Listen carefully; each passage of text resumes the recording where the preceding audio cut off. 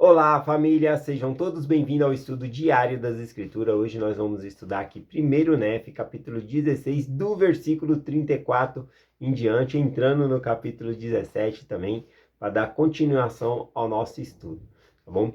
O que nós estudamos até aqui é que eles estavam no deserto, estavam passando por certas dificuldades e aflições. E aqui a gente vai ler mais uma dessas dificuldades e aflições que eles tiveram no deserto. A partir do versículo 34 diz assim: E aconteceu que Ismael morreu e foi enterrado no lugar chamado Naom. E aconteceu que as filhas de Ismael choraram muito a perda de seu pai e suas aflições no deserto, e murmuraram contra meu pai, por havê-las tirado da terra de Jerusalém, dizendo: Nosso pai está morto. Sim, e temos vagado muito pelo deserto, e temos sofrido muitas aflições, fome, sede e cansaço, e depois de todos esses sofrimentos, vamos certamente perecer de fome no deserto. E assim murmuravam contra meu pai e também contra mim, e desejavam voltar para Jerusalém. Bom, aqui conforme nós falamos, era uma viagem que eles estavam indo rumo à terra da promissão. E aqui elas desejaram voltar, retroceder. Dificuldades temos, como a mensagem que nós compartilhamos ontem, mas nós devemos absorver, né, mesmo que seja um luto, absorver isso, né, aquilo que está fazendo mal, e depois vamos continuar a viagem. Não podemos voltar para trás, nós estamos indo ao reino celestial, tá bom? Simbolicamente. Aqui nós podemos ver que Ismael, ele morre antes de chegar na terra da promissão, mas eu tenho certeza que ele alcança o lar celestial. O teste da vida dele para realmente receber o lar celestial terminou. E eu acredito que ele foi muito bem. Em várias ocasiões aqui, ele se coloca e se posiciona ao lado de Deus, ao lado de Nef, ao lado de Leí, tá bom? Obedecendo assim os mandamentos do Senhor. Portanto, o teste dele acabou e ele passou nesse teste, né? Ele morreu em meio a provações e dificuldades no deserto, mas ele consegue sim um lar celestial. Continuando aqui, né? Lamã, ele aproveita essa situação, né, para planejar, né, voltar para Jerusalém também. E ele tenta fazer isso por meio de matar, né, o próprio pai e o irmão ali. Vamos conferir aqui, ó, versículo 37 em diante. E Lamã disse a Lemuel e também aos filhos de Ismael: Matemos nosso pai e também nosso irmão Nefe, que se alvoroçou em ser nosso chefe e mestre, apesar de sermos os seus irmãos mais velhos. E agora diz que o Senhor conversou com ele e que também anjos ministraram. Eis, porém, que sabemos que ele mente para nós e conta-nos essas coisas e faz essas coisas com astúcia, a fim de enganar-nos, e pensa que talvez consiga levar-nos para algum estranho deserto, e depois de levar-nos, pensa fazer-se rei e governar-nos, fazendo conosco o que lhe aprouver. E desta maneira meu irmão Lamã incitava a ira, né? Então, ele estava incitando aqui as outras pessoas a colaborar com o plano dele para voltar a Jerusalém, matando o próprio pai e também o irmão ali dele. Mais tarde, Nefe ele chama ele aqui de assassino no coração, porque realmente ele pensou e queria executar essa obra. Porém, o Senhor intervém, né, a favor ali de Leí, a favor de Nefe, né? Acontece aqui no versículo 39. E aconteceu que o Senhor estava conosco, sim. A voz do Senhor disse muitas palavras,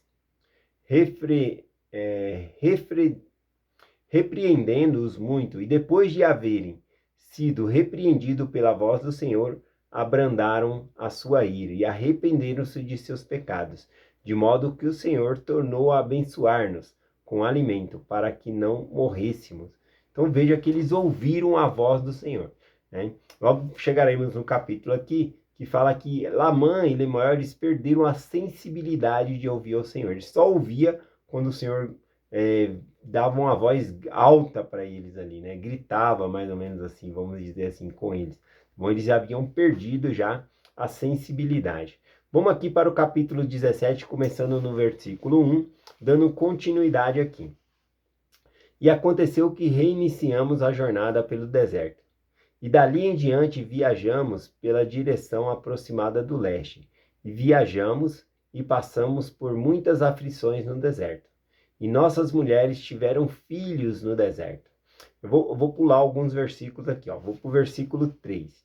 E assim vemos que o mandamento de Deus deve ser cumprido. E se os filhos dos homens guardam os mandamentos de Deus, e se ele os alimenta, fortalece-os e dá-lhes meio pelos quais poderão cumprir as coisas que lhe ordenou. Portanto, ele nos deu meios de sobrevivermos enquanto permanecíamos no deserto. Bom, aqui quando o Nefe fala, e assim vemos, é como se houvesse uma conclusão. Ele está falando, olha, assim a gente vê que se a gente guarda os mandamentos, Deus nos protege, nos alimenta, mesmo em meio a essas dificuldades, tá bom? Ele vê que o próprio Deus, ele dá meios e fortalece eles para que eles possam cumprir. Versículo 4. E permanecemos no deserto pelo espaço de muitos anos, sim, 8 anos no deserto. Aqui é importante, né, que o caminho que eles tinham que fazer até chegar às grandes águas ali, né, que eles iriam atravessar, teve esse tempo de 8 anos, né, que é muito tempo. Não se demoraria 8 anos. Isso me lembrou a história dos israelitas, né, que ao sair do Egito, atravessando o Mar Vermelho, de caminhada, né, aquela grande multidão de caminhada até chegar a Canaã, a terra prometida, demoraria ali 3 meses para eles chegarem na terra da promissão, na Canaã, né? E aí o que acontece? Eles chegam até lá, mas eles não estão preparados para entrar na terra, porque eles murmuram, reclamam muito. Então o Senhor tem que fazer eles voltar para trás para o deserto para que eles possam se preparar melhor, né? Aliás, esses, né, que murmuraram muito, eles iriam morrer no deserto. Somente os mais jovens conseguiriam entrar ali na terra prometida. Então, eles voltam para o deserto. Isso é um ensinamento para nós. Aqui, no livro de Mórmon, fala que eles demoraram 8 anos. Mas isso por conta da rebeldia e não guardar os mandamentos do Senhor. Igual os israelitas. Os israelitas, por não guardarem os mandamentos do Senhor, por murmurarem também, o Senhor fez eles voltarem no deserto. Então eles passam 40 anos no deserto para depois poder entrar na terra da promissão. Espero que isso não aconteça conosco. De o Senhor tem uma bênção para nos dar e nós não estamos preparados, né? E aí ter que ficar rodando no deserto com dificuldades para depois alcançar essa bênção, né? Que nós possamos obedecer os mandamentos do Senhor desde o princípio. Continuando aqui, versículo 5 em diante. E chegamos à terra que demos o nome de abundância, por causa das muitas frutas e também do mel silvestre, e todas essas coisas foram preparadas pelo Senhor, a fim de que não perecêssemos. E vimos o mar, o qual demos o nome de Irreantone, e significa muitas águas. E aconteceu que armamos nossa tenda perto da costa. E apesar de havermos sofrido muitas aflições e dificuldades, sim, tantas que não podemos escrevê-las todas, ficamos imensamente contentes quando chegamos à costa e demos ao lugar o nome de abundância devido às suas muitas frutas. Então veja, né, tudo que eles passaram no deserto, sofrimento, dificuldade, quando eles chegaram no local, onde eles mesmos deram o nome de abundância, né, porque eram muitas frutas, era um lugar que tinha mel silvestre, então era um lugar de bênção, então eles ficaram muito felizes. Então é difícil chegar num lugar bom, mas quando nós chegamos a gente olha para trás e fala, valeu a pena. Então eles conseguem enxergar que valeu a pena eles terem atravessado todo esse deserto e agora eles estavam num lugar chamado abundância, né?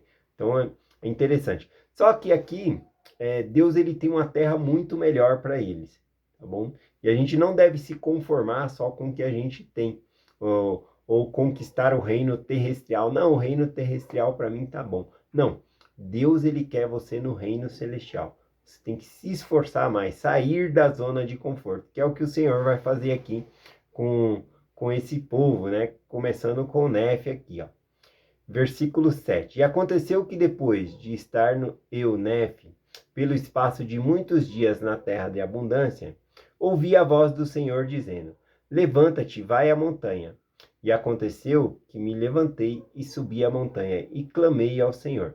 Então aqui o Senhor podia falar com Nefe ali onde ele estava, mas o Senhor diz a Nefe, vem à montanha. A montanha, né, nesse tempo aqui, representava a casa do Senhor, o templo, era muito em montanhas o significado ali, lugar de templo, era usado como um templo as montanhas. Então o Senhor manda Nefe ir até o templo, né, ir até a montanha para conversar com ele. Eu tenho certeza que se nós temos algo para pedir para uma pessoa que nós amamos, né? Se você é um filho e vai pedir algo para seu pai, se você ligar para ele, explicar a situação, ele vai querer te abençoar. Mas se você vai na casa dele pedir, a situação muda também, né? É muito mais fácil de você conseguir essas bênçãos. E aqui, Nefe, ele vai até a montanha. Por isso a importância de nós irmos até o templo, né? Pedir as bênçãos do Senhor, porque também se torna diferente. Continuando aqui, aqui então a gente vê que eles estão num lugar bom, né? A terra de abundância, que é um lugar confortável, mas o Senhor quer tirar eles da zona de conforto e colocar eles num lugar melhor ainda. Versículo 8. E aconteceu que o Senhor me falou dizendo, tu construirás um navio da maneira que eu te mostrarei, a fim de que leve este teu povo através destas águas. E disse o Senhor, e ele disse ao Senhor, né? Onde irei a fim de encontrar minério para construir e fazer ferramentas, com o fito de construir o navio do modo que me mostraste. Aqui é lindo, né? Vendo que Nefe, ele se preocupa nos meios, né? Que meio ele vai utilizar para fazer aquilo? Ele não pede as ferramentas prontas, martelo, serrote.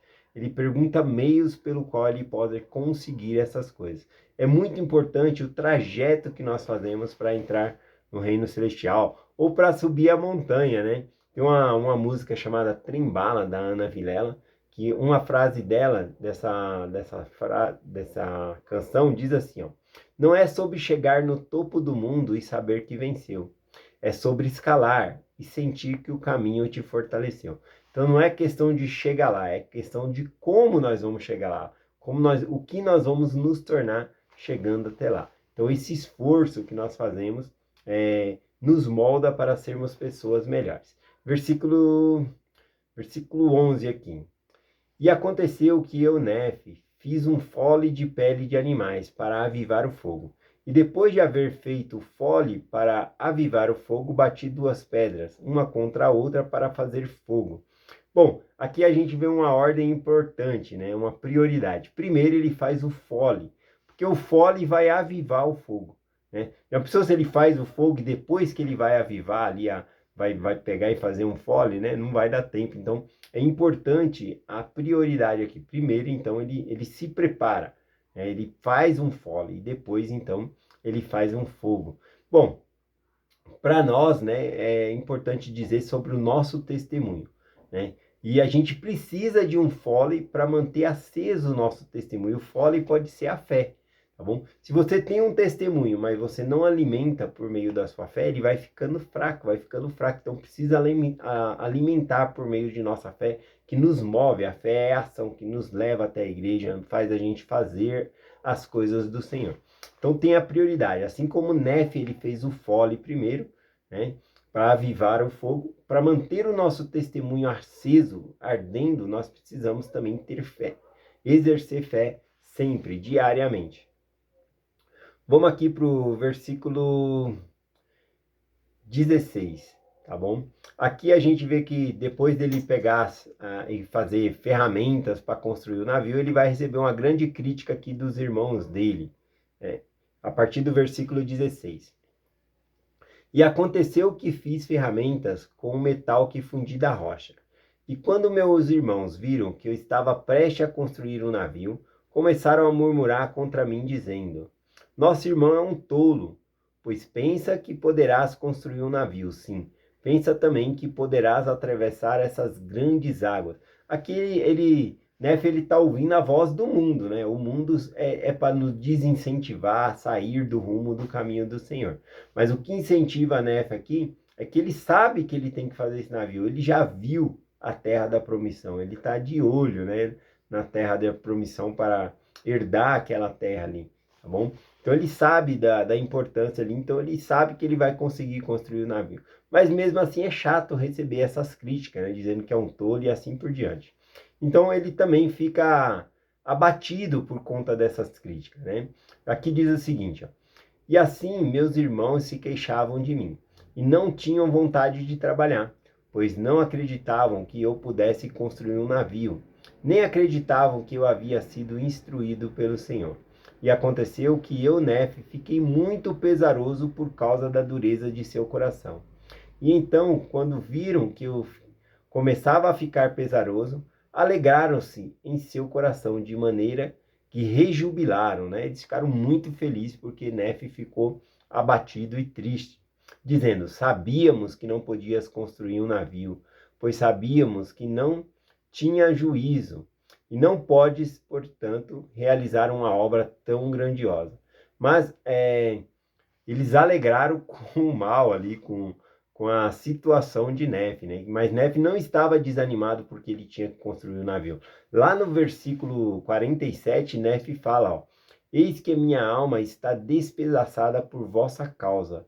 O meu coração sofre, temo que sejais rejeitados para sempre. Ou seja, por conta da oposição do irmão deles. Não é por conta dele estar ouvindo ou achar que ele não consegue construir o navio. Ele sabe que ele vai construir.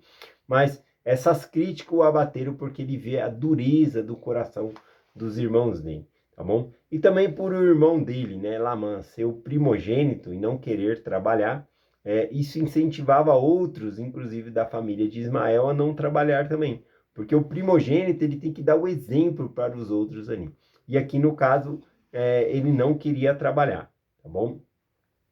Vamos lá agora aqui rapidinho, né? Porque Lamã, ele começa então a falar das dificuldades que ele passou no deserto. Ele vai falar um monte de coisa negativa. Não que essas coisas negativas não existiram e não aconteceu, mas na perspectiva dele, ele só enxerga as coisas negativas. Então eu queria mostrar duas visões aqui, tá bom? Para nós finalizar a mensagem. A visão de Lamã, queixando-se das coisas que ele passou, e aí a gente vai ver a visão de Nefe, tá bom? Sobre a mesma situação, só que com uma perspectiva diferente. Então é a mesma história, eles estavam no mesmo lugar, mas eles tinham percepção diferente da situação. Lamã diz aqui no versículo 20: e tu és como nosso pai, que é levado pelas tolas fantasias de seu coração. Sim, eles tirou-nos da terra de Jerusalém. E temos vagado no deserto por todos esses anos. E nossas mulheres têm trabalhado, ainda que grávidas, e tiveram filhos no deserto, e suportaram todas as coisas, exceto a morte. E teria sido melhor se tivessem morrido antes de deixar Jerusalém, do que suportar todas essas coisas. Então a palavra dele aqui é bem pesada, né? Que era melhor ter morrido do que suportar as coisas que eles estavam vivendo ali naquele momento, em todo esse trajeto que eles passaram aqui. Mas olha só, Nefe também estava com eles em todo o decurso. E olha só a visão de Nefe sobre os mesmos períodos que Lamã ele está mencionando.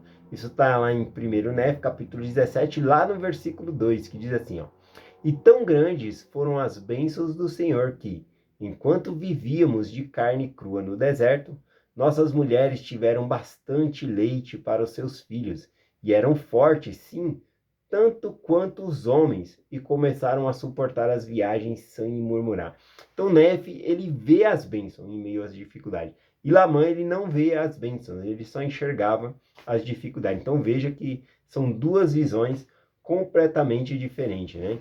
Aqui continua a queixa, né? A murmuração de Lamã, né? No versículo 21 aqui, eu vou ler o 21 e vou finalizar por conta do tempo aqui. Ele continua, né, Lamã? Eis que temos padecido durante todos esses anos do deserto, quando podíamos ter usufruído nossos bens na terra de nossa herança, assim, podíamos ter sido felizes. Aqui ele está iludido, né? Porque ele pensa que por meio dos bens que ele tem fisicamente, ele poderia ser feliz, né? Nefe, ele vai começar a ensinar a ele sobre as escrituras aqui.